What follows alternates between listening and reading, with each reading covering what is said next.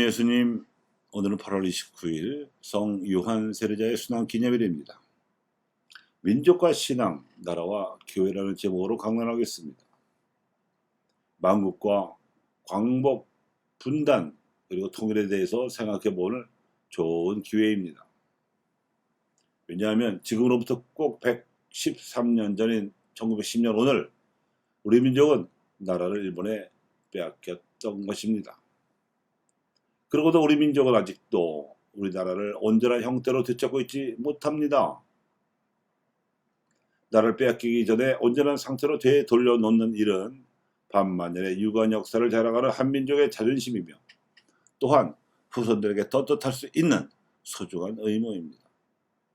그 오랜 세월 동안 한민족이 함께 살아온 나라를 100년 전에 빼앗은 자는 일본이고 75년 전에 갈라놓은 자는 미국과 소련이었으며 70년 전에 촛불을 먼저 켜는 자는 북한 공산 정권이었습니다. 그런데 누가 빼앗았고 갈라놓았는지는 뒷전으로 제쳐놓고 우리 결의끼리 서로 증오해온 역사가 70년입니다.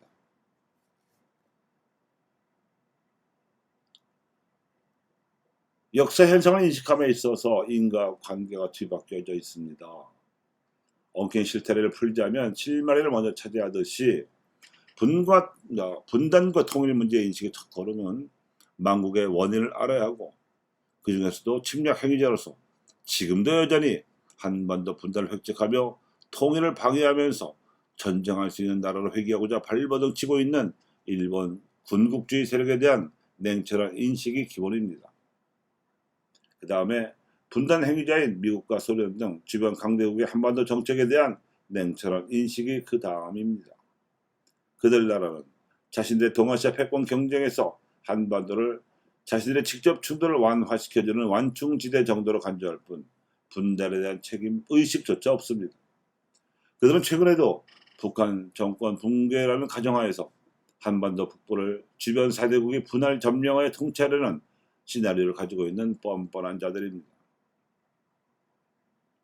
그러고 나서 남침으로 동족 상전의 전쟁을 일으킨 전쟁 행위자, 즉 북한 정권이 민생이 극심한 경제적 어려움을 겪고 있는데도 핵무기를 비롯한 군사적 수단에 의존하여 자기 존재를 유지해온 정책에 대한 냉철한 인식이 뒤따라야 합니다. 만국, 분단, 전쟁은 하나님의 최고선에 정면으로 도전하는 중대한 사회악 행위입니다. 실마리를 찾기 위해서는 하나님의 계시에서 출발해야 하는데 살아계신 하나님께서는 당신의 온전한 자유로 우주와 세상과 생명 그리고 인간을 창조하셨습니다. 그리고 창조한 피조물들을 하나님의 뜻대로 돌보라고 인간에게 생태계 보존의 임무를 주셨고 인간이 하나님을 닮은 자유를 행사할 수 있도록 존중되는 것이 진리입니다. 그리고 창조된 피조물들이 정의로운 관계를 맺음으로써 각기 제 몫을 차지함으로써 평화를 누릴 수 있도록 안배하셨습니다. 그래서 자유와 진리, 정의와 평화는 사랑의 내 기둥을 이루는 최고선의 가치들입니다. 국가들끼리는 물론 국가 안에서도 이 최고선의 가치는 절대적으로 존중되어야 합니다. 만국과 분단 그리고 전쟁의 모두 공통되는 원인은 우리나라에 힘이 없었기 때문이고 이는 자주 국방의 당위성으로 이어집니다. 더 이상 외세가 함부로 침략하거나 분단시키거나 점령하거나 전쟁하도록 부추기는 그런 힘없고 못난 나라를 만들어서는 안 됩니다. 그러나 이것만으로는 충분치 않습니다. 분단을 극복하고 통일된 나라를 세우는 과정은 새 나라를 세우는 과정이라 다름없기 때문에 자유와 진리, 정의와 평화라는 가치를 최고선으로 삼아서 통일이 준비되고 성취되어야 합니다. 자유의 가치에 따라서 한민족의 정치적 자유를 훼손했던 일제 침략의 논리와 그에 따른 기득권은 인정될 수 없으며 또한 분단 당시에도 그랬던 것처럼 한반도를 외국 세력에 점령하거나 지배하려는 시도는 단연코 배격되어야 합니다. 그래서 아무도 흔들 수 없는 나라로서 새 나라는 한민족 스스로 결정하는 자유가 존중되어야 합니다.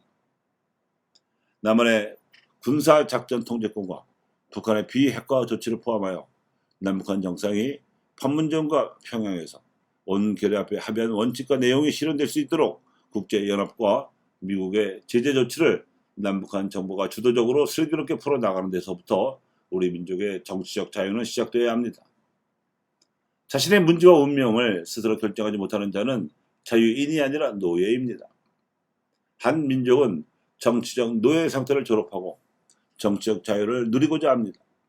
국제연합과 미국의 경제 제재 조치가 북한의 비핵화와 한반도 평화를 위한 조치라면 그 문제도 남북한 당사자들이 주도적으로 해결해 나갈 수 있도록 정치적 자유를 보장받아야 합니다.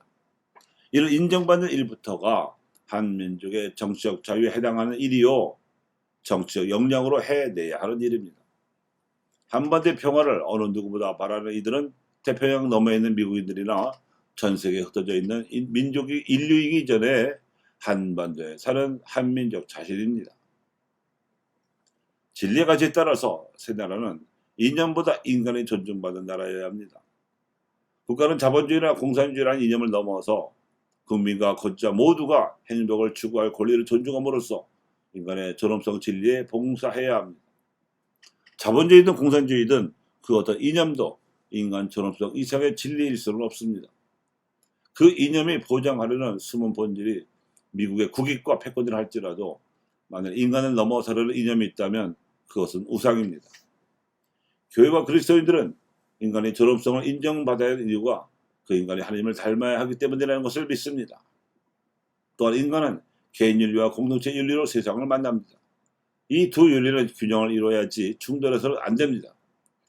그래서 국가는 개인의 행복을 위해 존재해야 하고 개인은 국가와 사회에 대한 책임을 다해야 하되 사회적 혜택을 받은 이들이 솔선하여 공동선에 헌신하는 공동체 윤리가 존중되어야 합니다. 정의의 가치에 따라서 국민은 각자의 몫을 더 고르게 받을 수 있어야 합니다. 남북 간의 정치 구조적 긴장 상태가 지속되고 분단 구도가 고착화된 가운데 우경화된 남한 사회 안에서 노동자와 농민을 비롯한 약자들의 몫은 너무나 불공평하게 줄어들어 왔기 때문입니다. 이제 정상화를 위한 사회개혁 조치들, 즉 재벌과 기업구조 개혁, 검찰과 사법부 개혁, 언론과 교육개혁, 그리고 부동산 개혁과 지역균형 발전 조치 등을 단행을 해서 사회를 정의롭게 발전시켜 나감으로써 남한의 대한민국 사회가 통일 한국을 미리 보여주는 명품 국가로 진화되어야 합니다. 평화의 가치에 따라서는 남북한 간의 교류와 협력에 민족 주도적이고 창의적인 노력이 투자되어야 합니다. 모든 국제 분쟁의 배후에는 부당한 경제적 격차가 있었다는 역사적 교훈을 감안하여 남북 간의 국력 격차를 줄여나가기 위한 총체적인 노력이 경주되어야 한반도 평화는 앞당길 수 있습니다. 남북 협력이 이루어지는 만큼 이는 통일을 위한 비용으로서가 아니라 새 나라 건설을 통일 이전에도 앞당기는 투자로서 인식되어야 합니다.